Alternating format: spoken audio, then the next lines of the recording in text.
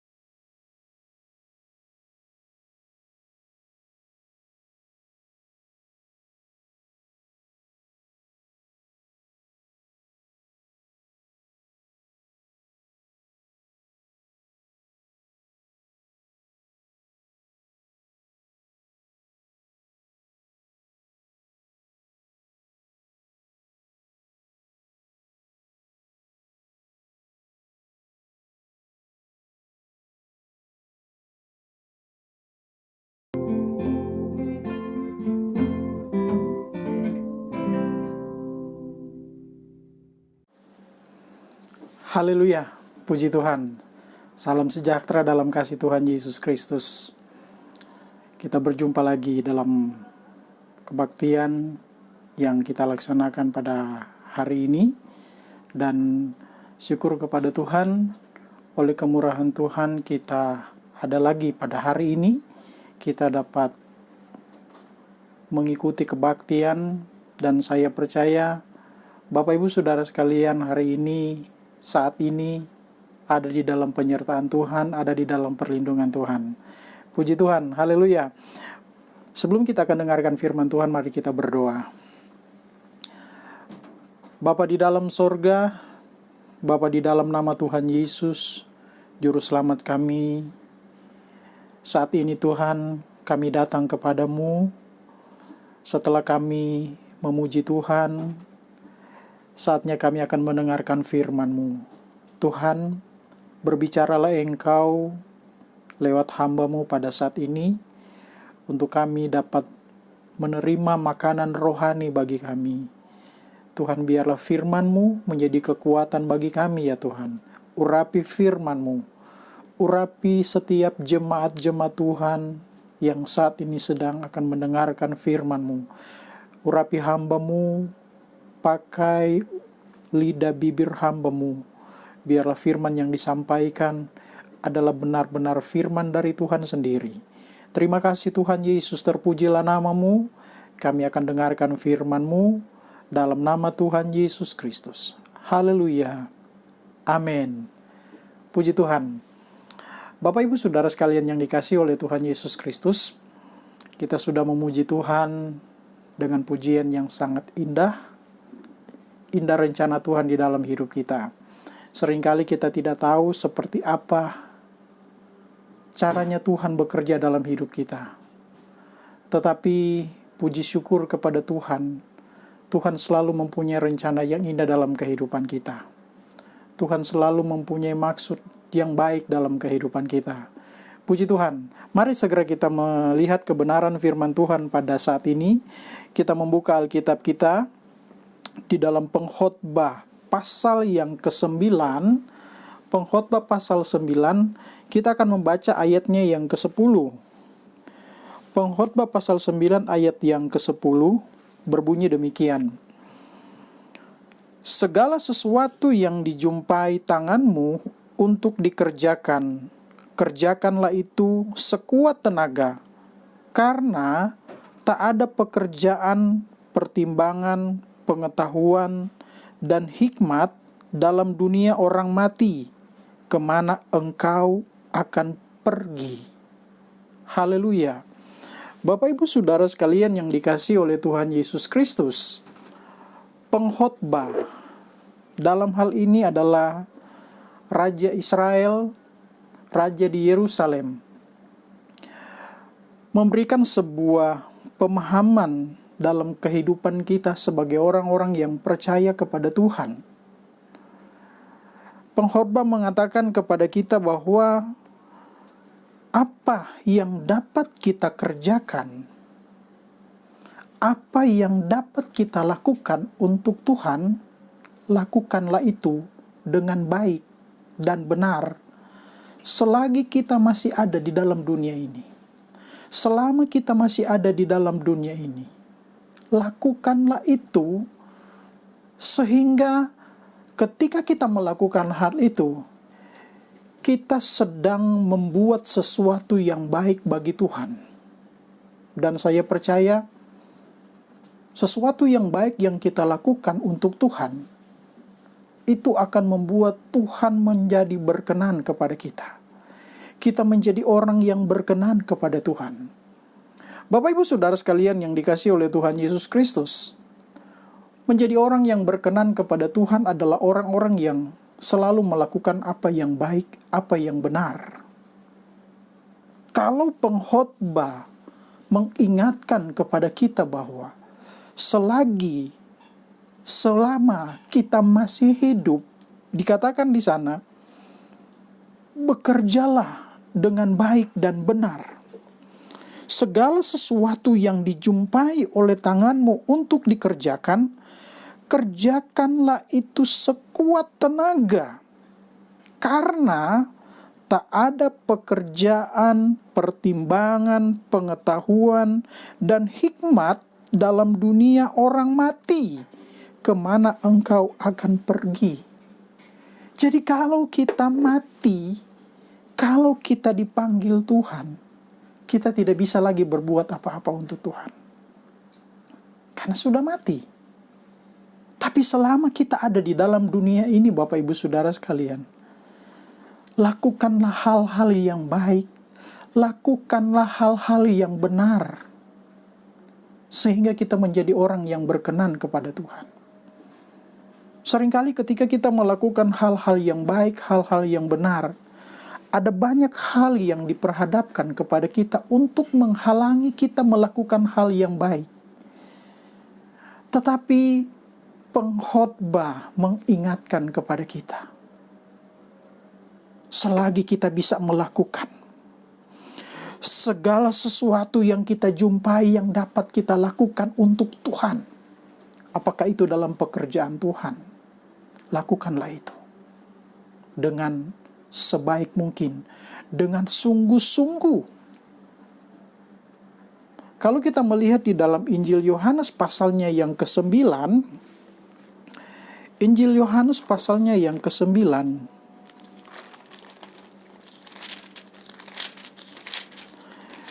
di sana dia berkata begini, ayatnya yang ke-4, Injil Yohanes pasal 9, ayat yang ke-4. Kita harus mengerjakan pekerjaan Dia yang mengutus aku selama masih siang. Akan datang malam, di mana tidak ada seorang pun yang dapat bekerja. Bapak Ibu Saudara sekalian yang dikasihi oleh Tuhan Yesus Kristus, ketika Yesus menyembuhkan seorang yang buta sejak lahir. Orang yang buta sejak lahir adalah orang yang memang benar-benar tidak bisa melihat. Apapun dilakukan itu tidak dapat membuat dia dapat melihat sebagaimana mestinya. Karena buta dari lahir. Ada perbedaan dengan mereka yang lahir, mata yang bagus, kemudian dia menjadi buta. Tetapi kalau buta dari lahir, benar-benar itu adalah sesuatu yang tidak mungkin untuk membuat dia bisa melihat. Tetapi ketika Yesus menjamah orang ini dan Yesus menyembuhkan dan membuat dia dapat melihat, Yesus katakan kepada murid-murid pada waktu itu, selagi masih siang, kata Yesus, kita harus mengerjakan pekerjaan Dia yang mengutus aku selama masih siang. Karena dikatakan akan datang malam. Pengkhotbah katakan, selama kita ada di dalam dunia, kita melakukan apa yang berkenan kepada Tuhan. Karena apabila kita mati, kita dipanggil Tuhan, kita tidak bisa lagi berbuat apa yang harus kita lakukan, yang seharusnya kita lakukan di dalam dunia. Nah, Yesus tekankan kepada murid-murid, kita harus mengerjakan pekerjaan Tuhan yang Tuhan sudah berikan kepada kita selama masih siang, selama kita masih ada. Jangan pernah berpikir bahwa dengan situasi pandemi COVID-19 sekarang ini, itu menjadi penghalang bagi kita untuk berbuat baik bagi Tuhan. Itu bukan alasan bagi kita untuk kita tidak dapat berbuat baik bagi Tuhan dengan situasi sekarang ini. Tapi sekaranglah saatnya kita mau melakukan hal yang baik bagi Tuhan. Kita mau melakukan hal yang berkenan bagi Tuhan. Karena ini yang Tuhan mau. Selagi masih siang, kata Yesus kepada murid-murid, lakukanlah pekerjaan yang Tuhan sudah percayakan kepada kita. Apa yang Tuhan percayakan kepada Bapak Ibu sekarang saat ini? Untuk kita kerjakan sebagai orang-orang yang percaya kepada Tuhan. Lakukanlah itu. Lakukanlah dengan sungguh-sungguh. Lakukanlah dengan sungguh-sungguh. Karena Tuhan akan memberkati kita. Ada upah bagi kita, kata firman Tuhan. Nah, Bapak Ibu Saudara sekalian yang dikasihi Tuhan, di dalam kita melakukan apa yang Tuhan kehendaki dalam hidup kita selama kita ada di dalam dunia, selama masih siang, kata Yesus kepada murid-murid,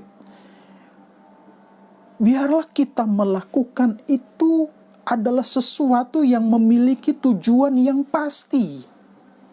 Jadi Bapak Ibu Saudara sekalian yang dikasihi Tuhan, pekerjaan yang kita lakukan adalah pekerjaan yang membawa kita kepada tujuan yang pasti. Artinya, yang kita lakukan itu adalah pekerjaan Tuhan yang sesuatu hal yang pasti.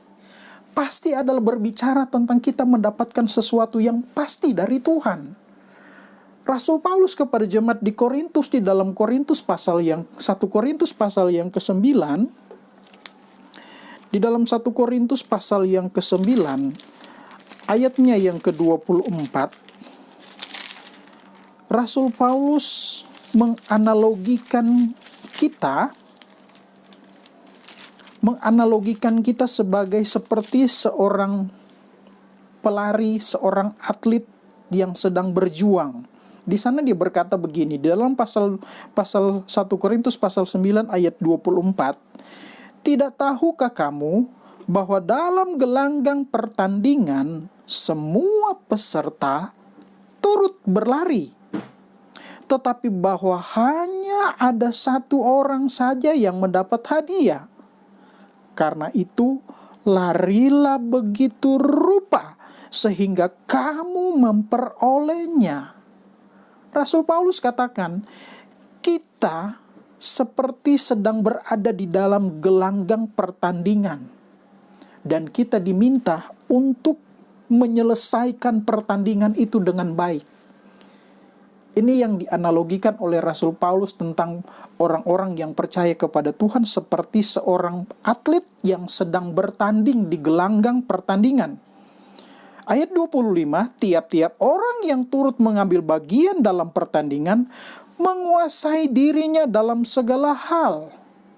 Mereka berbuat demikian untuk memperoleh suatu mahkota yang fana. Tetapi kita untuk memperoleh suatu mahkota yang abadi. Kita bertanding, kita berlomba untuk mendapatkan mahkota yang abadi. Sesuatu yang pasti, Bapak Ibu Saudara sekalian. Kita bertanding, kita mengerjakan segala sesuatu yang Tuhan minta, yang Tuhan sudah percayakan kepada kita untuk mendapatkan mahkota yang kekal. Nah, kemudian ayat selanjutnya dikatakan ayat 26, Sebab itu aku tidak berlari tanpa tujuan, dan aku bukan petinju yang sembarangan saja memukul. Jadi di dalam kita mengerjakan segala sesuatu untuk Tuhan, kita harus tahu bahwa apa yang kita lakukan itu adalah lakukan untuk Tuhan. Mendapatkan mahkota dari Tuhan. Kita tidak sembarangan bekerja. Kita harus tahu. Dan kita harus, dikatakan di sana, tiap-tiap orang yang turut ambil bagian dalam pertandingan menguasai dirinya. Menguasai dirinya. Kita harus tahu, kita harus menguasai diri kita, Bapak Ibu Saudara sekalian. Di dalam kita mengerjakan pekerjaan Tuhan, di dalam kita melakukan segala sesuatu, selama ada kesempatan ini, kita harus tahu, kita harus menguasai diri. Dan ingat, kita punya tujuan yang pasti.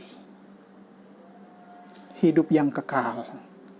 Itu tujuan yang pasti yang akan kita terima. Ketika kita melakukan apa yang berkenan kepada Tuhan. Ketika kita melakukan pekerjaan yang Tuhan percayakan kepada kita. Kita tidak sembarangan bekerja untuk segala sesuatu yang kita jumpai. Seperti yang dikatakan oleh pengkhotbah pasal 9 ayat yang ke-10. Tapi kita harus tahu bahwa itu adalah sesuatu yang membuat kita memiliki mahkota yang kekal itu. Berarti Bapak Ibu Saudara sekalian yang dikasihi oleh Tuhan Yesus Kristus, satu kesimpulan yang dapat kita miliki, kita dapatkan pada saat ini adalah ketika kita melakukan itu adalah kita melakukan dengan mendapatkan satu tujuan yang pasti, yaitu hidup yang kekal. Jadi sebagai orang yang percaya kepada Tuhan, lakukanlah segala sesuatu itu untuk mendapat hidup yang kekal. Kita berlomba memang. Selama kita ada di dalam dunia, kita seperti atlet yang sedang berlomba di gelanggang pertandingan. Dan kita harus menang untuk hal itu. Tetapi percayalah, kita pasti menang. Karena kita adalah anak-anak Tuhan. Kita adalah orang-orang yang percaya. Situasi seperti ini membuat kita harus berlomba-lomba untuk mempertahankan iman kita. berlomba-lomba untuk melakukan hal-hal yang berkenan di hadapan Tuhan, berlomba untuk melakukan apa yang Tuhan mau harus kita lakukan. Apakah pekerjaan Tuhan, apakah sesuatu yang Tuhan percayakan kepada kita untuk kita lakukan. Paulus kepada jemaat Efesus mengatakan, pergunakanlah waktu-waktu yang ada. Dalam Efesus pasal yang kelima, kita melihat di sana dalam Efesus pasal yang kelima.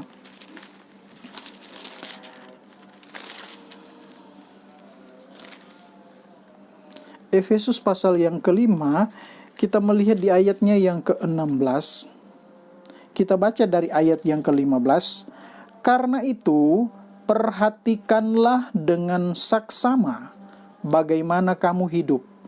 Janganlah seperti orang bebal, tetapi seperti orang arif.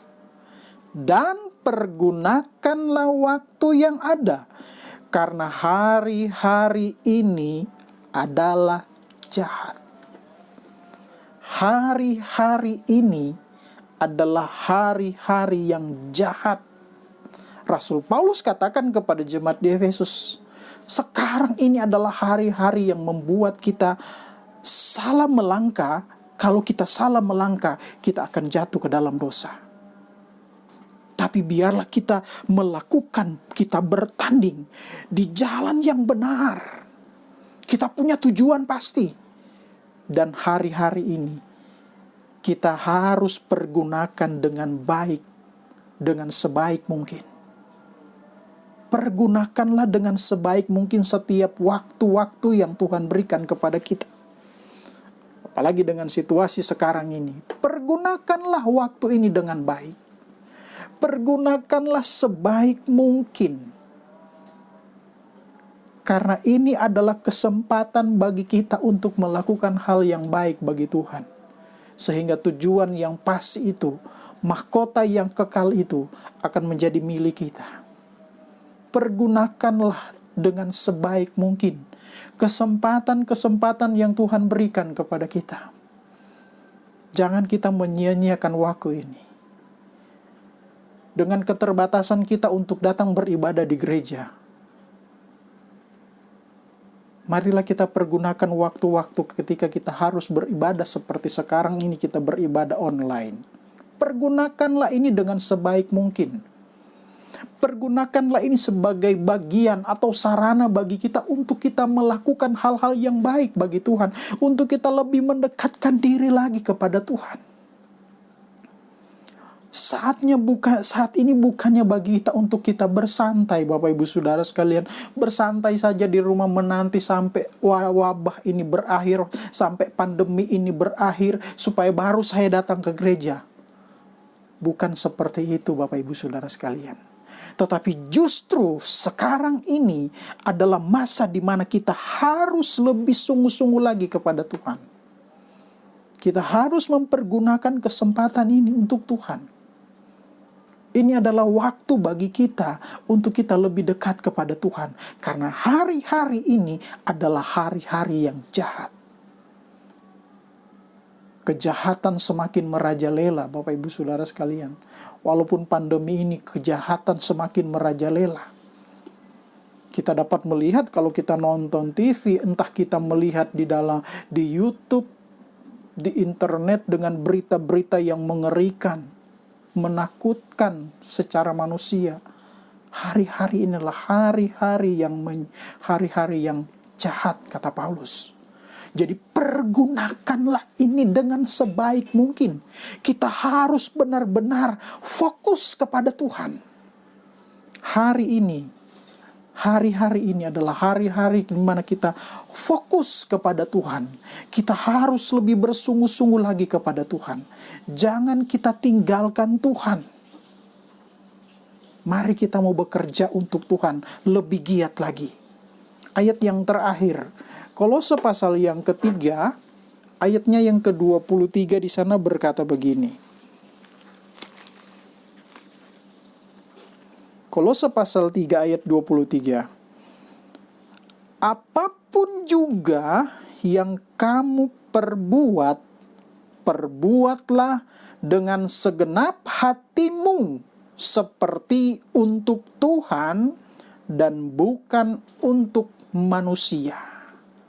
Paulus ingatkan kepada kita semua lewat suratnya kepada jemaat di Kolose. Apapun yang kamu perbuat, perbuatlah dengan segenap hatimu seperti untuk Tuhan dan bukan untuk manusia. Jadi apa yang kita lakukan sekarang ini? Kita melayani Tuhankah? Kita mengerjakan pekerjaan Tuhankah? Kita melakukan tanggung jawab yang Tuhan percayakan kepada kita? Lakukan itu untuk Tuhan, bukan untuk manusia. Bukan untuk menyenangkan manusia, tapi menyenangkan hati Tuhan. Lakukanlah itu untuk Tuhan. Mungkin ketika kita melakukan itu, ada orang yang tidak suka dengan kita. Jangan takut, lakukanlah untuk Tuhan, bukan untuk manusia. Kita lakukan untuk kesenangan Tuhan. Kita lakukan untuk supaya nama Tuhan dipermuliakan, bukan untuk menyenangkan hati manusia, menyenangkan atasan kita, menyenangkan pimpinan kita, bukan. Tapi untuk menyenangkan Tuhan. Itu yang lebih berkenan. Itu yang membuat kita berkenan di hadapan Tuhan. Jadi Bapak Ibu Saudara sekalian yang dikasihi Tuhan, marilah kita lakukan hal-hal yang baik itu dengan benar-benar, dengan sungguh-sungguh kepada Tuhan. Lakukan untuk Tuhan, bukan untuk kesenangan manusia. Karena kalau kita lakukan untuk Tuhan, percayalah, Tuhan akan memberkati kita, Tuhan akan menolong kita. Haleluya. Tetap setia, tetap semangat. Sekali Yesus, tetap Yesus. Tuhan Yesus memberkati kita semua. Puji Tuhan. Haleluya. Bapak Ibu Saudara sekalian yang dikasihi oleh Tuhan Yesus Kristus. Hari ini adalah minggu pertama di bulan Oktober, di mana setiap minggu pertama kita mengadakan perjamuan suci. Dan hari ini kita akan melakukan perjamuan suci sebagaimana yang sering kita lakukan setiap bulan. Bapak Ibu Saudara sekalian, di tangan kanan saya ada roti dan ada anggur juga sudah tersedia. Saya percaya Bapak Ibu Saudara pun sudah menyiapkan roti dan anggur di tempat masing-masing. Sebelum kita akan masuk dalam perjamuan kudus, sebelum kita akan makan roti dan minum anggur ini yang melambangkan tubuh dan darah Yesus, mari kita berdoa. Haleluya. Bapa di dalam sorga, terima kasih Tuhan, setelah kami mendengarkan firman-Mu, pada saat ini kami akan mengadakan perjamuan yang kudus untuk mengingat akan pengorbanan Engkau di atas kayu salib ya Tuhan. Tuhan, di hadapan kami ada roti, ada anggur yang melambangkan tubuh dan darah-Mu itu Tuhan, yang tercurah di atas kayu salib demi keselamatan kami. Sebelum kami makan roti dan anggur ini Tuhan, mari Engkau sucikan, kuduskan roti dan anggur ini ya Tuhan. Biarlah roti dan anggur ini mendatangkan berkat bagi kami. Biarlah roti dan anggur ini memberikan kami kekuatan ya Tuhan, untuk kami menjalani kehidupan kami, untuk kami mengerjakan apa yang menjadi tugas kami dengan sebaik mungkin ya Tuhan. Sucikan roti dan anggur ini, sucikan kehidupan kami, layakkan kami ya Tuhan, untuk makan roti, untuk minum anggur ini ya Tuhan.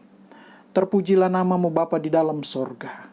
Dalam nama Tuhan Yesus Kristus, kami akan mulaikan perjamuan yang suci ini. Haleluya. Amin. Puji Tuhan. Sebelum kita makan roti ini, saya akan membacakan firman Tuhan.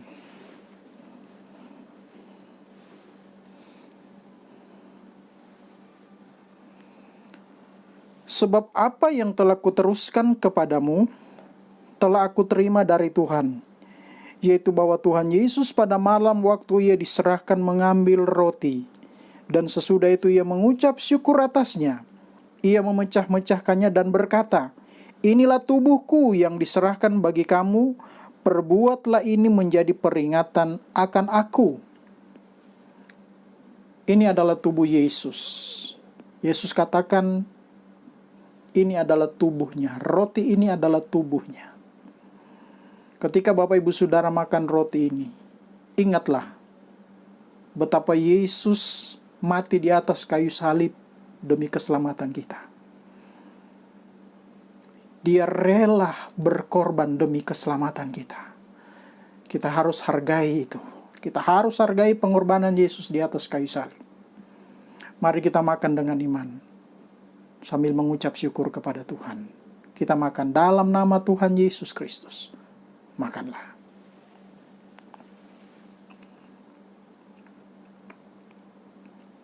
Haleluya. Haleluya. Haleluya. Terima kasih Tuhan. Terima kasih buat pengorbananmu Tuhan. Haleluya. Haleluya. Haleluya. Haleluya. Terima kasih buat pengorbananmu bagi kami Tuhan. Terima kasih Tuhan. Mari kita mengambil cawan. Kita mengangkat cawan dengan tangan kanan kita. Sebelum kita minum anggur ini, dengarkan firman Tuhan. Demikian juga ia mengambil cawan sesudah makan, lalu berkata, cawan ini adalah perjanjian baru yang dimeteraikan oleh darahku. Perbuatlah ini setiap kali kamu meminumnya, menjadi peringatan akan aku. Sebab setiap kali kamu makan roti ini dan minum cawan ini, kamu memberitakan kematian Tuhan sampai ia datang. Setiap kali kita minum anggur ini, kita mengingat akan pengorbanan Yesus di atas kayu salib. Dia rela mati, darahnya tercurah bagi kita. Mari kita minum dengan iman sambil mengucap syukur kepada Tuhan. Dalam nama Tuhan Yesus Kristus. Haleluya. Minumlah. Haleluya. Haleluya. Terima kasih buat pengorbananmu bagi kami Tuhan. Engkau sudah menyelamatkan kami.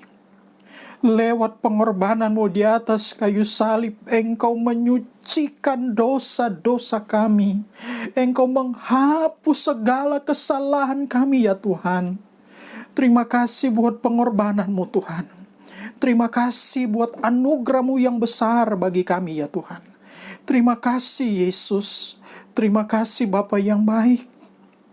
Saat ini ya Tuhan, sebelum kami akan mengakhiri rangkaian kebaktian online kami pada pagi hari ini, Tuhan, Namamu berdoa untuk setiap jemaat Tuhan yang ada ya Tuhan. Engkau tolonglah jemaat-jemaat-Mu ini Tuhan. Apapun yang mereka alami, yang mereka rasakan saat ini Tuhan. Tuhan tolong mereka, berikan mereka kekuatan baru selalu ya Tuhan. Berikan mereka semangat ya Tuhan, untuk menjalani kehidupan mereka, untuk melakukan hal-hal yang berkenan lewat kesempatan-kesempatan yang ada ya Tuhan. Tuhan tolong jemaat-jemaat-Mu.